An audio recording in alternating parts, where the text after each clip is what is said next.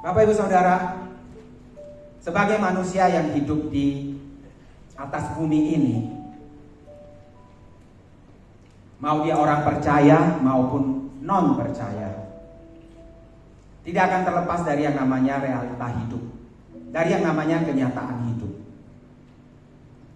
Siapapun dia, apapun jabatannya, apapun status sosialnya, berapapun harta yang dia miliki, berapapun tingkat pendidikan yang dia miliki, tetap tidak akan lepas dari yang namanya kenyataan hidup atau realita hidup.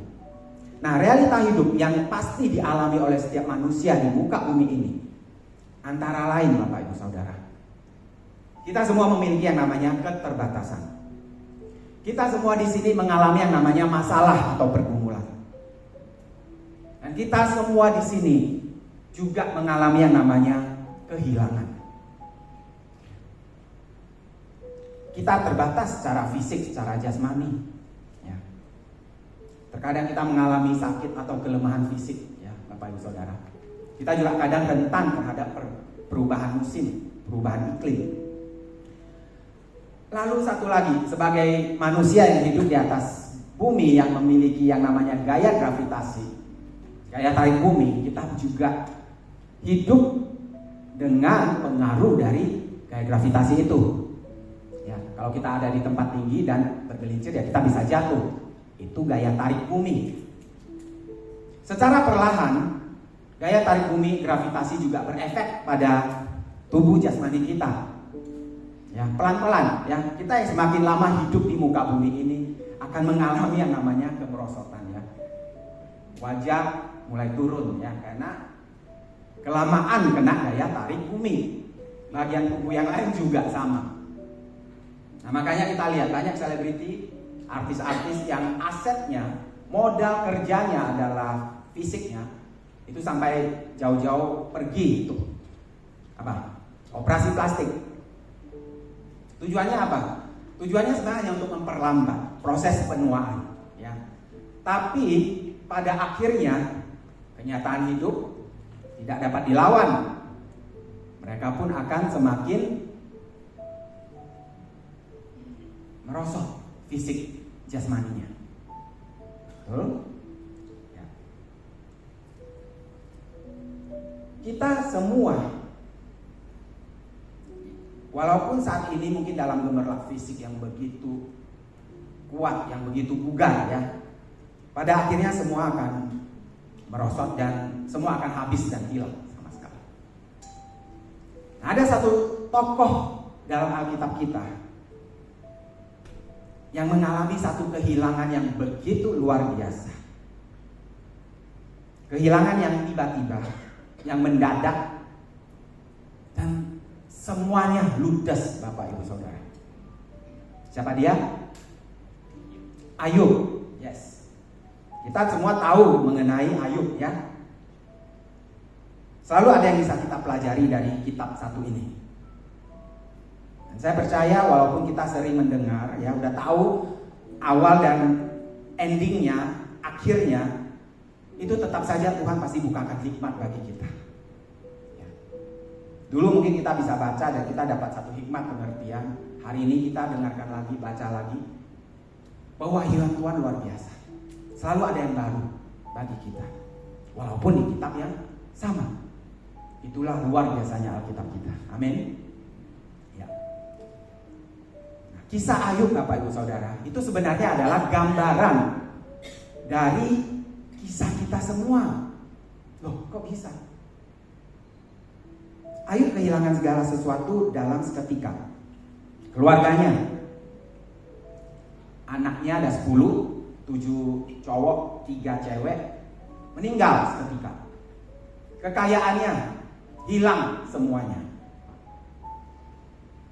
Dan Ayub ini, Bapak Ibu Saudara, di zaman dia, di tempat dia berasal, itu mungkin hari ini termasuk orang terkaya di dunia, ya. Siapa? Bill Gates atau Warren Buffett. Kaya, Bapak Ibu Saudara. Dan juga yang ketiga, Ayub bukan hanya kehilangan keluarga dan kehilangan harta bendanya, dia juga kehilangan kesehatannya, fisik jasmaninya. hilang seketika. Nah, bagaimana dengan kita? Kisah Ayub gambaran dari kisah kita semua, Bapak Ibu Saudara. Bedanya apa? Bedanya, kebanyakan manusia di muka bumi ini mengalami kehilangan. Iya, betul. Tapi kebanyakan umumnya itu mengalami kehilangannya secara perlahan sepanjang tahapan kehidupan hidup kita. Sampai suatu saat nanti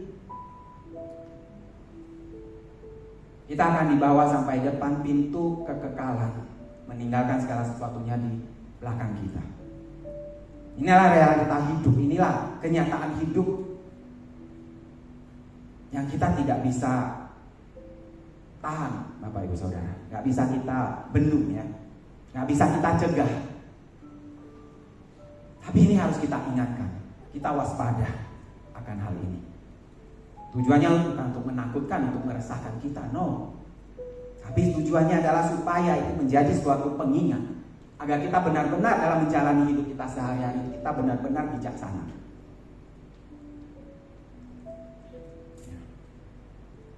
Firman Tuhan luar biasa. Firman Tuhan di satu sisi itu mengingatkan kita, menegur kita. Tapi juga di sisi lain, dia mengcomfort kita,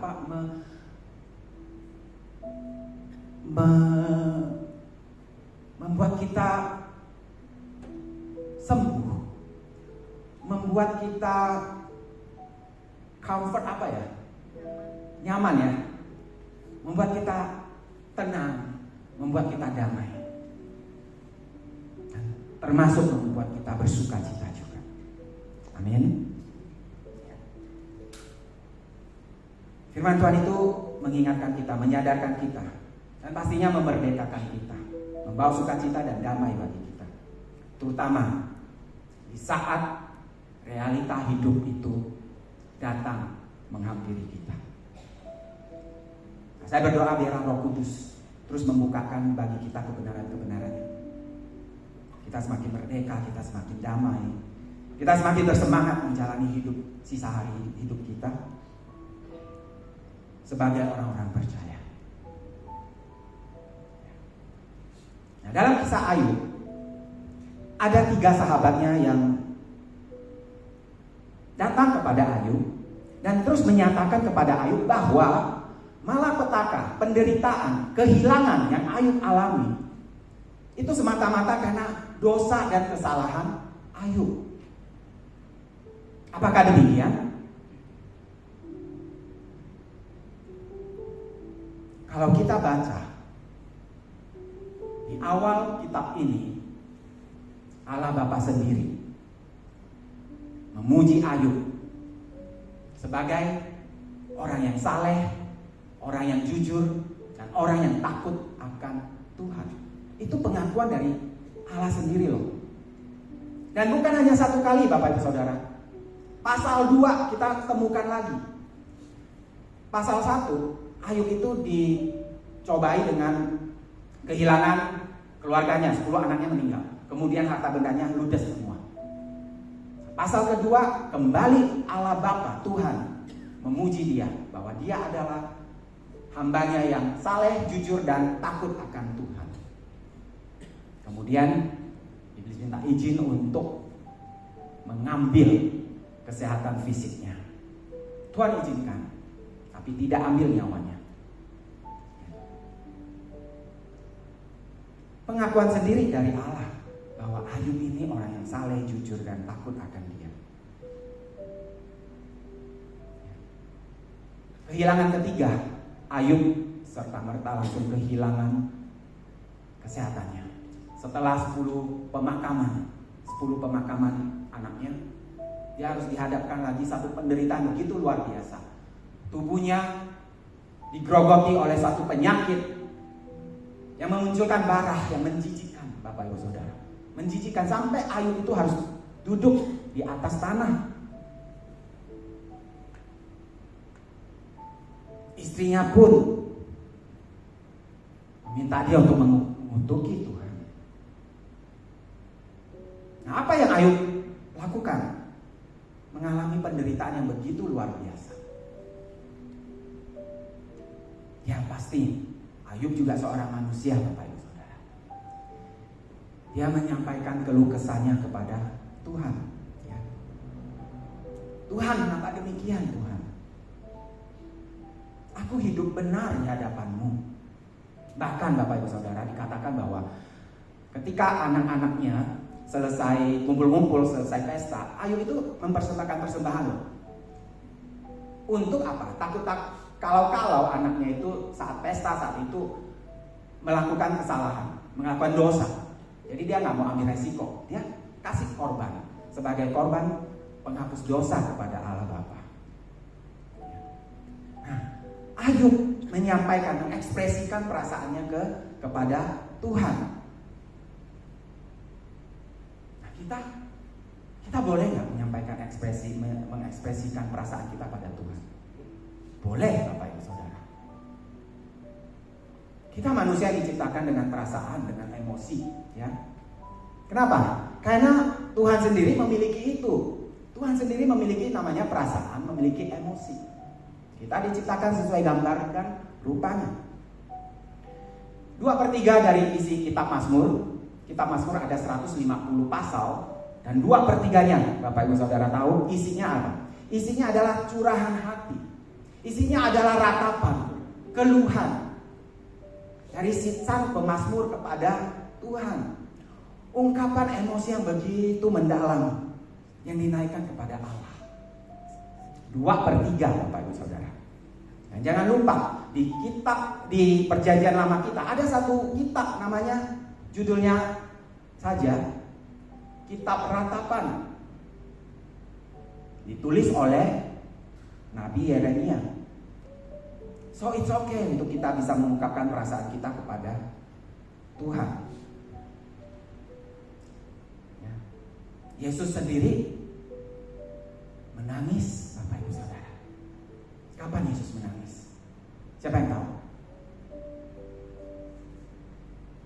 Yesus menangis pada saat sahabatnya meninggal, si Lazarus. Padahal Yesus dalam perjalanan untuk datang dan mau membangkitkan dia, mau membangkitkan sahabatnya, tapi Yesus nangis. Nah, itu adalah ungkapan kemanusiaan. Satu fase perasaan, fase kedukaan yang Tuhan Yesus mau modelkan buat kita.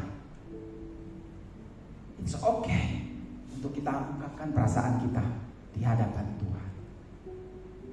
Yesus sendiri dikatakan sehabis dia melayani, sore menjelang malam dia menyingkir ke tempat sunyi. Pagi-pagi dia juga menyingkir ke tempat sunyi. Untuk apa? Untuk ketemu Bapaknya. Saya percaya untuk curhat, Bapak Ibu Saudara, dan untuk mendapatkan visi selanjutnya, apa yang Bapak kehendaki untuk dia lakukan dalam pelayanannya di muka bumi ini.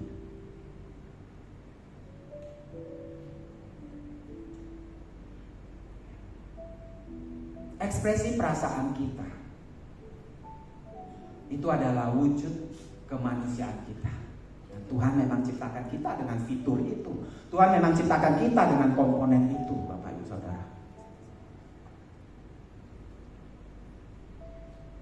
Nah, kita di sini, siapa yang kalau mengalami namanya pergumulan, siapa yang memiliki namanya hal-hal yang mengganggu pikiran, mengganggu hati, mengganggu ketenangan jiwa,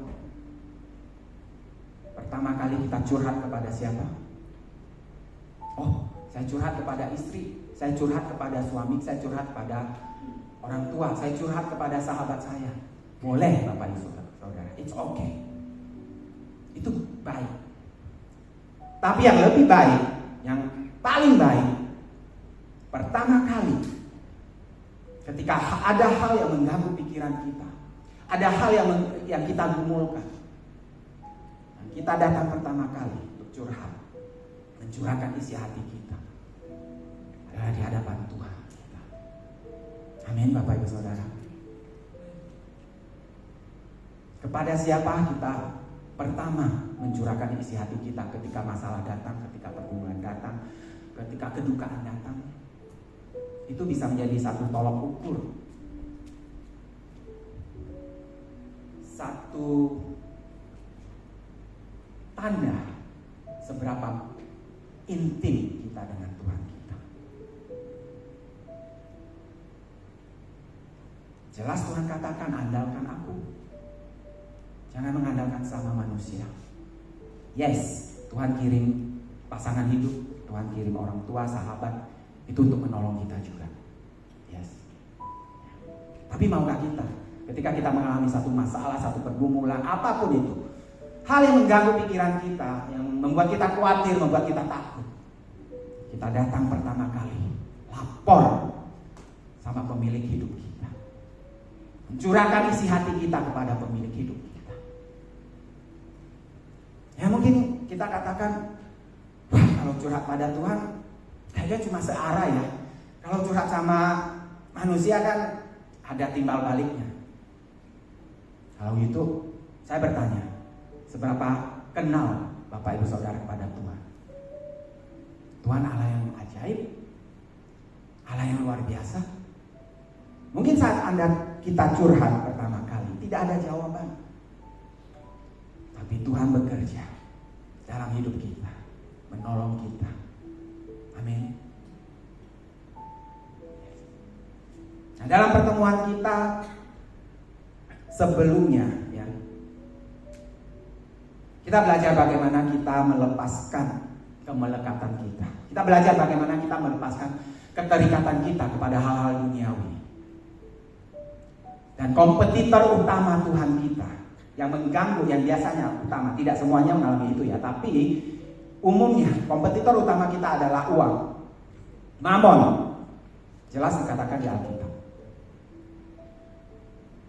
Makanya kita harus waspada terhadap apa yang namanya mamon itu. Di luar sana banyak yang mengejar mamon daripada mengejar Tuhan lebih lagi.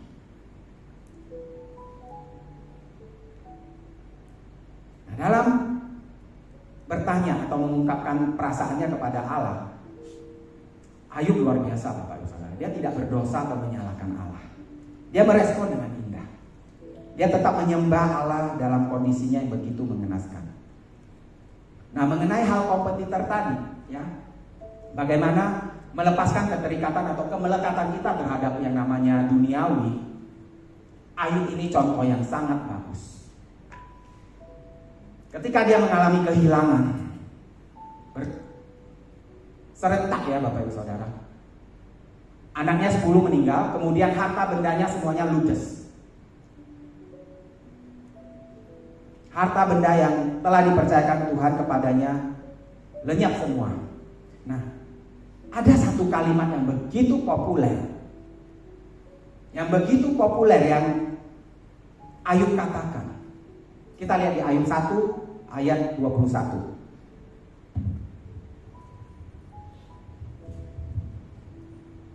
Ayub 1 ayat 21.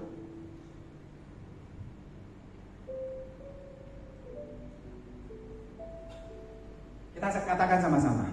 Katanya, dengan telanjang aku keluar dari kandungan ibuku.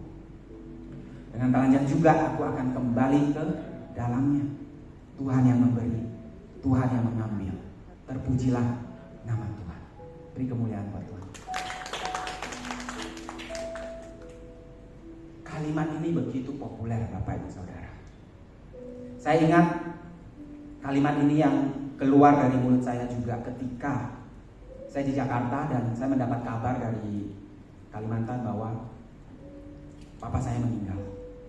Saya katakan, Tuhan yang memberi, Tuhan yang mengambil. Terpujilah nama Tuhan. Terpujilah nama Tuhan.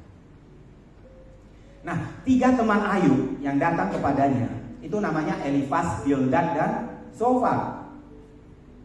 Pada mulanya mereka sudah melakukan hal yang benar Bapak Ibu Saudara. Mereka datang mengunjungi Ayub yang sedang dalam kedukaan, sedang dalam malapetaka penderitaan yang begitu luar biasa. Mereka duduk bersama dengan Ayub di tanah, menemani Ayub. Dikatakan 7 hari 7 malam tidak berkata apa-apa. Duduk saja bersama Ayub. Nah, ini patut kita contoh. Saat kita mengunjungi saudara atau kerabat atau teman yang sedang kedukaan, kehadiran kita itu cukup Bapak Ibu Saudara. Kadang kita tidak perlu berkata-kata. Kita datang menemani dia di saat kedukaannya itu. Kita mungkin boleh peluk dia, duduk bersama dia, menangis bersama dia. Tidak perlu berkata-kata, hadir saja bersama dia. Biarkan dia dalam fase kedukaannya. Nah, jadi 3 sahabat Ayub ini duduk diam menemani Ayub selama 7 hari 7 malam. Namun kemudian setelah itu mereka mulai menyampaikan pendapatnya masing-masing. Mereka katakan bahwa malapetaka, penderitaan yang begitu luar biasa yang Ayub alami itu semata-mata karena dosanya, kesalahan yang Ayub lakukan. Nah, Ayub tentu saja membela diri, ya, berulang kali, ya, 3 sahabat ini ganti-gantian ngomong, Ayub gantian menyangga. Ada sekitar 28 pasal isinya mengenai itu, Bapak Ibu Saudara. Kitab Ayub 42 pasal dan 28 pasal itu isinya dialog antara si 3 sahabat dengan si Ayub. 3 sahabat ini mereka menyampaikan tentang keadilan Allah, bahwa Allah itu adil, menimpakan konsekuensi untuk yang melakukan kesalahan. Tapi tidak sesederhana itu, ya. Tidak sesederhana itu, Bapak Ibu Saudara, apa yang menimpa Ayub ini, ya. Jelas Allah sendiri memberi verifikasi kan, 2 kali loh. Ayub ini orang yang saleh, jujur dan takut akan Dia. Nah, kenapa Tuhan mengizinkan malapetaka yang begitu dahsyat dialami oleh Ayub? Dalam realita kehidupan kita pun, kita demikian juga melihat situasi yang ada, ya. Terkadang kita melihat orang benar itu kok mengalami hal-hal yang begitu buruk, sementara orang-orang fasik kelihatannya hidupnya baik-baik saja, ya. Dan kita tidak sendiri. Karena apa? Pemazmur sendiri juga udah menyatakannya di pasal 73, ya, Mazmur 73. Mungkin boleh dibuka Mazmur 73 ayat 3 sampai 5. Saya akan bacakan. Sebab aku cemburu kepada pembual-pembual, kalau aku melihat kemunculan orang-orang fasik. Sebab kesakitan tidak ada pada mereka, sehat dan gemuk tubuh mereka. Mereka tidak mengalami kesusahan manusia, dan mereka tidak kena tulah seperti orang lain. Ayat 12. Sesungguhnya itulah orang-orang fasik. Mereka menambah harta benda dan senang selamanya. Itu tertulis di kitab Mazmur 73, Bapak Ibu Saudara. Salah satu kakak saya, kalau Bapak Ibu Saudara ingat, saya kayaknya pernah sampaikan di sini bahwa dia dijuluki sebagai Judge Bao oleh bapak saya. Judge Bao itu siapa? Judge Bao itu adalah hakim yang terkenal adil di negeri Tiongkok sana, ya. Mau kamu anggota keluarga kerajaan, kalau sudah berbuat salah tetap harus diadili seadil-adilnya berdasarkan hukum yang ada. Nah, kakak saya ini katakan, kok nggak adil ya? Orang yang hidupnya nggak benar kok diberkati. Senang-senang saja tuh hidupnya, enak-enak saja tuh hidupnya. Di mana Tuhan itu?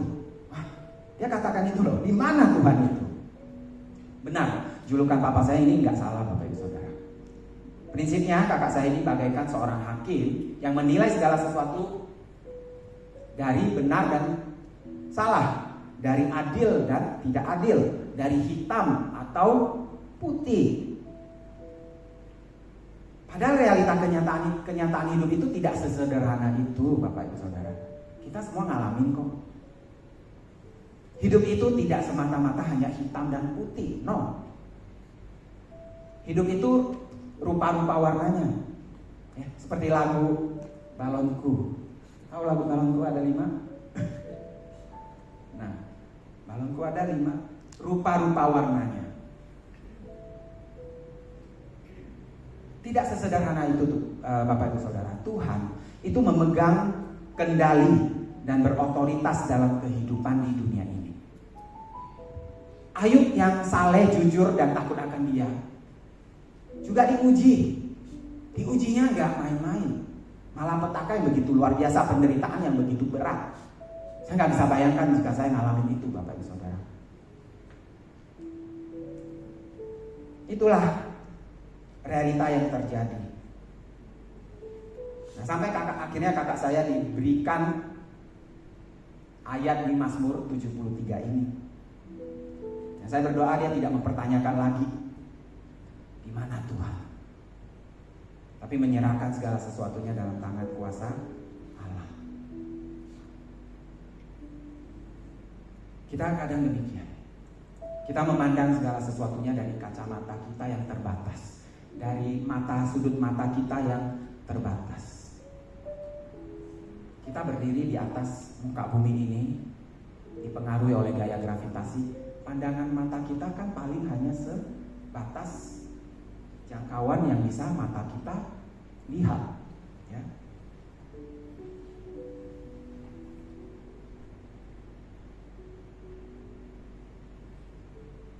Manusia hidup dalam keterbatasan. Yes.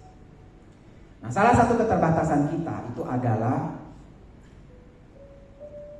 kita tidak bisa pegang kendali atau kontrol segala sesuatu dalam hidup ini. Betul?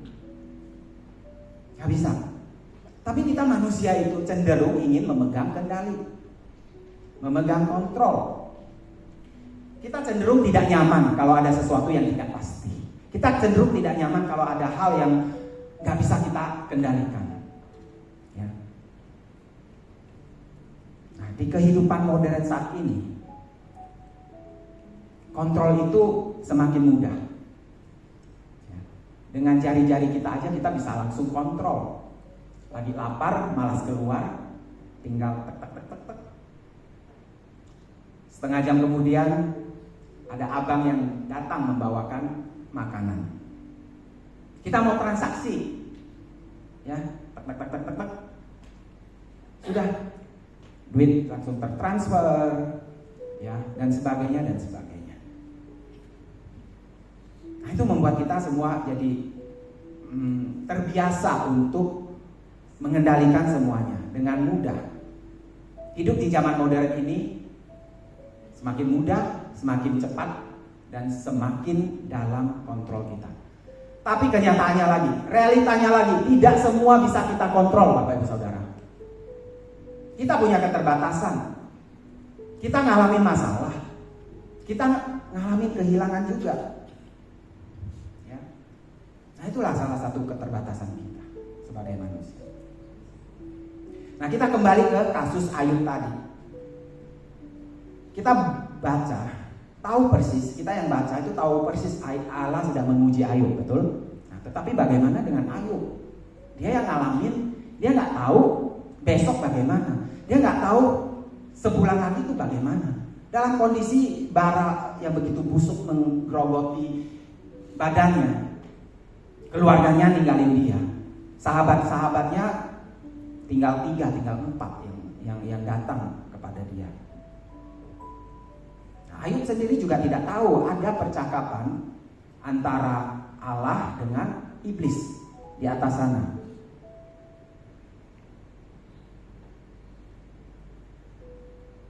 Tapi kita baca akhir kisahnya, luar biasa. Kita tahu bagaimana akhirnya Tuhan memulihkan keadaan Ayub, ya. Dia mengembalikan segala sesuatunya bagi Ayub. Harta kekayaannya dilipat gandakan. Dan Ayub juga diberikan lagi anak, 10 anak lagi, Bapak Ibu Saudara, 7 pria dan 3 wanita. Dan 3 wanita anak Ayub itu terkenal sebagai wanita tercantik di dunia. Namanya siapa? Yang mau punya anak cewek mungkin boleh kasih nama ini. Namanya Yemima, Kezia, dan Karen Hapuk.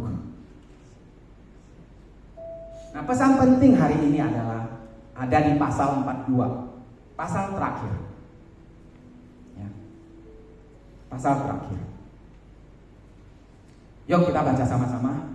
Ayub 42 ayat 1 sampai 6.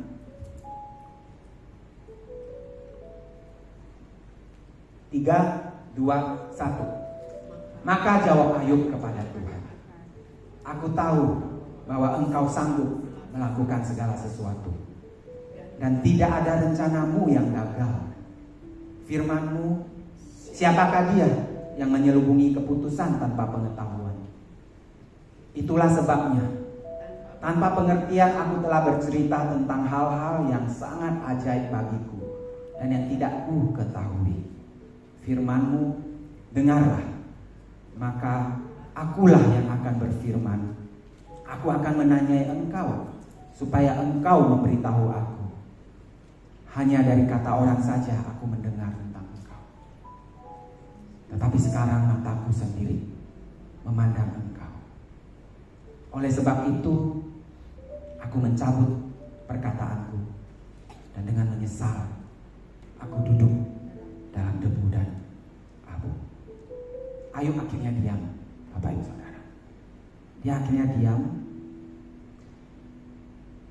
berdiam di dalam Tuhan. Nah, Bapak Ibu Saudara, pertanyaannya, mengapa Allah mengizinkan orang benar mendapat malapetaka yang sedemikian rupa? Ujian yang dihadapi Ayub begitu luar biasa.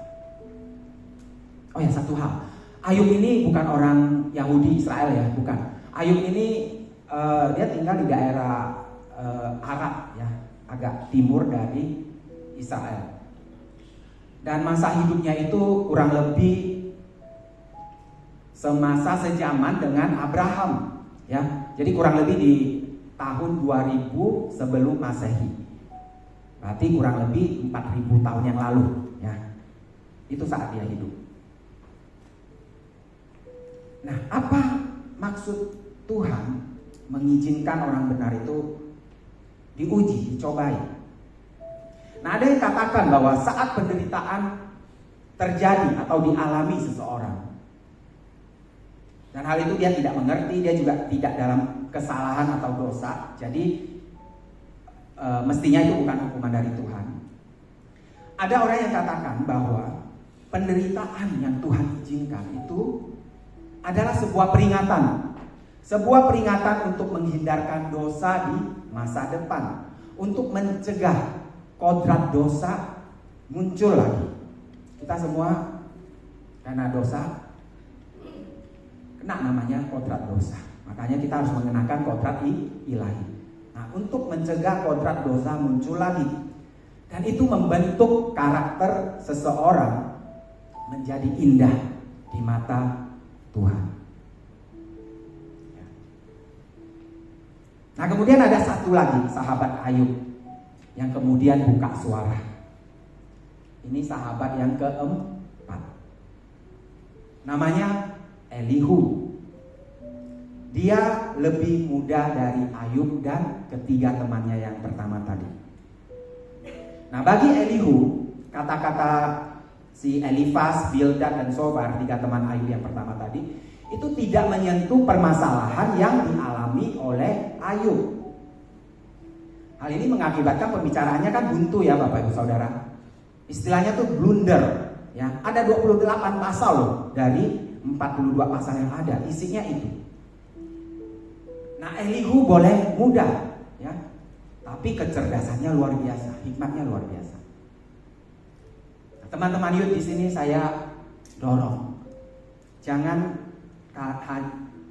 karena kalian muda, kalian merasa tidak bisa berdampak bagi sesama. Justru dalam kemudaanmu lah kesempatan kamu untuk menunjukkan dan memberikan kontribusi yang luar biasa di luar sana ya. Banyak belajar, banyak duduk diam dalam Tuhan, dan banyak minta hikmat dari Tuhan buat kalian. Amin. Nah, Elihu mengungkapkan pendapatnya kepada Ayub itu tercatat dalam 6 pasal ya, 6 pasal. Intinya adalah bahwa Tuhan mengizinkan penderitaan bagi orang benar adalah untuk apa? Untuk pertumbuhan rohaninya dan untuk pemurniannya. Saya ulangi, alasan Tuhan mengizinkan penderitaan bagi orang benar adalah untuk pertumbuhan rohaninya dan untuk pemurniannya. Bapak Ibu Saudara tahu apa yang namanya intan? Ya, intan itu salah satu batu permata. Intan ini indah ya, bisa dipajang di rumah atau di mana lah ya, berkilau dan sebagainya. Tapi ternyata intan ini walaupun sudah cukup bagus, itu masih bisa diproses lagi, Bapak Ibu Saudara. Intan itu adalah apa? Intan itu adalah berlian mentah yang belum melalui proses pemotongan dan penghalusan. Nah, ketika intan ini diproses lagi, diuji lagi, dihaluskan lagi, dipotong lagi ya, dengan sudut yang tepat, itu menghasilkan satu berlian yang begitu indah. Berlian yang dipakai oleh ibu-ibu, oleh wanita-wanita, dan dinikmati keindahannya oleh banyak orang.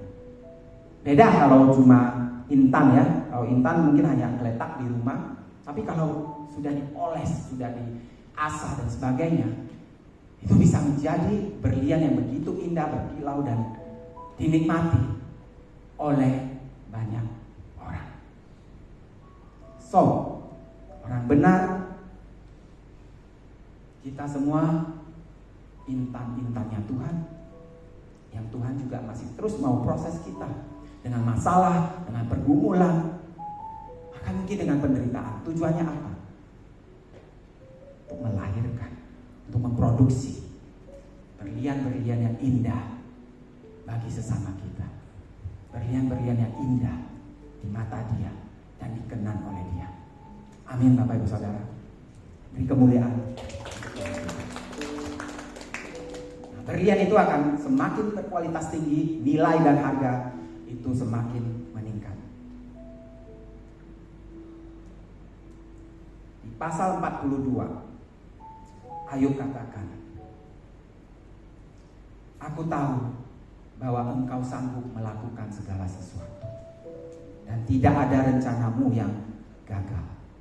Hanya dari kata orang saja aku mendengar tentang engkau, tetapi sekarang mataku sendiri memandang engkau. Oleh sebab itu aku mencabut perkataanku, dan dengan menyesal aku duduk dalam debu dan abu. Apa yang terjadi, Bapak Ibu Saudara? Apa yang terjadi? Kenapa Ayub sampai bisa menyatakan ungkapan yang begitu luar biasa itu? Suatu bentuk penyerahan total dan iman yang berserah pada otoritas dan kekuasaan ilahi, kekuasaan Allah di alam semesta ini. Apa yang terjadi? Yang terjadi adalah karena Allah sendiri datang memberi jawab kepada Ayub. Luar biasa Bapak Ibu Saudara. Allah yang maha besar, Allah pemilik alam semesta ini, Allah yang dahsyat datang sendiri menemui Ayub, menjawab pertanyaan-pertanyaannya, menjawab keluh kesahnya, menjawab ratapannya. Allah mengajak Ayub untuk melihat dari sudut pandang yang lebih besar, lebih luas, sudut pandang yang lebih luas. Allah katakan, Ayub, di manakah engkau saat aku meletakkan dasar bumi ini? Di manakah engkau saat aku menciptakan bumi langit ini? Tuhan tanya kepada Ayub, Ayub, tahukah kamu bagaimana proses beranak dari kambing gunung? Allah tanya kepada Ayub, Ayub, kamu tahu nggak binatang apa yang pertama kali aku ciptakan? Ada di sini yang tahu binatang apa yang pertama kali Tuhan ciptakan di dunia ini? Ada yang tahu? Kuda Nil, Bapak Ibu Saudara. Kuda Nil. Allah tanya pada Ayub, Ayub, kamu tahu kekuatan urat perut dari si kuda Nil ini? Kamu tahu tenaga di pinggangnya berapa besar kekuatan Kuda Nil, binatang yang pertama kali aku ciptakan. Ayo, kamu tahu bagaimana aku menjaga ombak di pantai hanya boleh sampai sebatas ini. Kecuali kalau tsunami, Bapak Ibu Saudara. Ya, kecuali kalau tsunami. Dan sebagainya dan sebagainya. Jawaban Allah begitu luar biasa. Ada sekitar 4-5 pasal Tuhan memberi jawab atas pertanyaan dan ratapan dari Ayub. Saat itulah Ayub semakin disadarkan akan kebesaran dan kemahakuasaan Allah. Dan saat itulah Bapak Ibu Saudara, saya mau katakan di pasal 42 ayat 5, Ayub mengalami Tuhan. Ayub mengalami Tuhan. Itulah sukacita dalam penderitaan, dalam kehilangan yang dia alami. Apa yang lebih buat kita sukacita selain mengalami Allah sendiri dalam kehidupan kita? Apalagi yang membuat kita sukacita di bumi ini? Selain kita bisa bertatap muka dengan Allah kita, intim dengan Dia, curhat dengan Dia. Apa yang lebih indah dari itu, Bapak Ibu Saudara? Pak Enak sering mengingatkan kita, alami Tuhan, alami Tuhan. Jangan hanya kita rajin ikut ritual, prosesi ibadah dan sebagainya, tapi juga kita harus alami Tuhan. Harus ada perjalanan bersama-sama dengan Tuhan. Harus, kita semua harus dan mau mengalami Tuhan. Amin, Bapak Ibu Saudara. Amin. Mau kita alami Tuhan lebih lagi dalam hidup kita? Yes, puji Tuhan.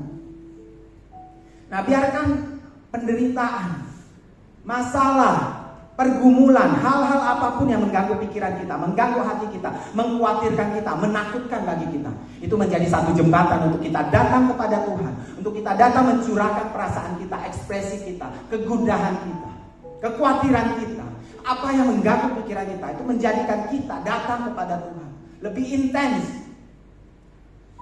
lebih intens. Dan biarlah melalui itu kita mengalami Bapa kita. Kita mengalami Tuhan kita. Amin, Bapak Ibu Saudara. Amin. Sampai akhirnya kita bisa katakan.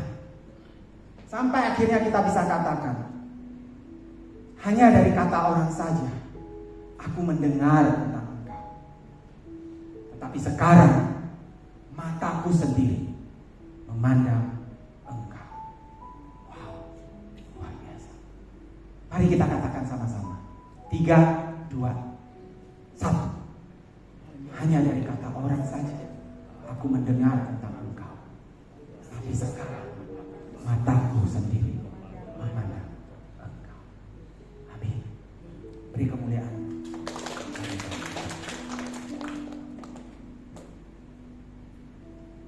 Dari semuanya itu Bapak Ibu Saudara, apapun yang kita alami, apapun yang kita gumulkan, ingat satu hal ini. Kita boleh kehilangan apapun, tapi ingat satu hal ini, kita tetap memiliki satu pribadi yang begitu indah, satu pribadi yang begitu luar biasa, satu pribadi yang begitu mengasihi kita, yaitu Tuhan Allah kita sendiri, yang tidak akan hilang dari kita, yang tidak akan pernah diambil dari kita. Haleluya, amin. Mari saya undang Bapak, Ibu, Saudara, kita bangkit berdiri. Saya mau ajak kita bacakan sama-sama satu pasal. Ya. Worship leader, singer, dan choir boleh bersama-sama dengan kita di mimbar. Kita bacakan bersama-sama, biarlah ini jadi doa kita Bapak Ibu Saudara. Mazmur 73 ayat 21 sampai 28. Mazmur 73 ayat 21 sampai 28. 3, 2, 1. 3, 2, 1. Ketika hatiku terasa pahit dan buah pinggangku menusuk-nusuk, aku dungu dan tidak mengerti. Seperti hewan aku di dekat-Mu ya Tuhan. Tetapi aku tetap di dekat-Mu. Engkau memegang tangan kananku. Dengan nasihat-Mu Engkau menuntun aku. Dan kemudian Engkau mengangkat aku ke dalam kemuliaan. Siapa gerangan ada padaku di surga selain Engkau. Selain Engkau tidak ada lagi yang kuingini di bumi. Sekalipun dagingku dan hatiku habis itu, gunung batuku dan bagianku tetaplah habis. Sebab sesungguhnya siapa yang jauh daripadamu akan binasa. Kau binasakan semua orang yang berzina dengan meninggalkan Engkau. Nah, ini luar biasa. Tetapi aku suka dekat pada Allah. Aku menaruh tempat perlindunganku pada Tuhan Allah, supaya dapat menceritakan segala pekerjaannya. Amin. Amin. Luar biasa. Rasul Paulus, Rasul besar, juga hidup dalam keterbatasan, Bapak Ibu Saudara. Dia memiliki namanya duri dalam daging. Dia mengalami begitu banyak pergumulan, masalah. Tapi Tuhan katakan, dalam kelemahanmu lah kuasaku bekerja. Paulus yang memiliki keterbatasan pergumulan, Paulus yang sama juga terus mengingatkan kita, bersukacitalah, bersukacitalah senantiasa. Sekali lagi kukatakan, bersukacitalah. Sukacita itu adalah kekuatan bagi kita. Amin. Amin. Mari saya ajak kita nyanyikan lagu ini bersama-sama.